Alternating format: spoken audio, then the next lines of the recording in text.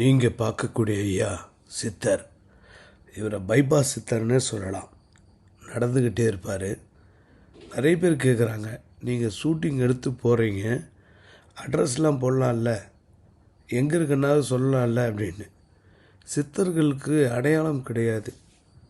இப்போது இன்றைக்கி நான் ஒரு அட்ரஸ் சொல்கிறேன்னா அந்த இடத்துல அவங்க இருக்க மாட்டாங்க, போய்கிட்டே இருப்பாங்க. கூட்டத்தை பார்த்தா அலர்ஜி. யாரும் தன்னை பார்க்கக்கூடாதுன்னு நினைப்பாங்க சித்தர்கள். ஃபோட்டோ எடுக்கக்கூடாது அப்படின்னு நினைப்பாங்க. இந்த வீடியோ எடுக்கும்போது ஐயா திட்டினார், எதுக்குப்பா இதெல்லாம் எடுக்கிற அப்படின்னு. விளம்பரத்தை விரும்பாதவர்கள் சித்தர்கள். இவங்க நினச்சாங்கன்னா 3 நாள் 4 நாள் கூட பட்டினி கிடப்பாங்களாம். அதே போல் இவங்களுக்கு ஏதாவது வேணும்னா டக்குன்னு பிரபஞ்ச சக்தி கிட்ட கேட்டால் உடனே கிடைக்குமா. ஒரு டீ வேணும், காப்பி வேணும்னா அப்படியே வருமா. யாருடைய வண்டியிலையும் இதுவரை ஐயா ஏறினது கிடையாதான்.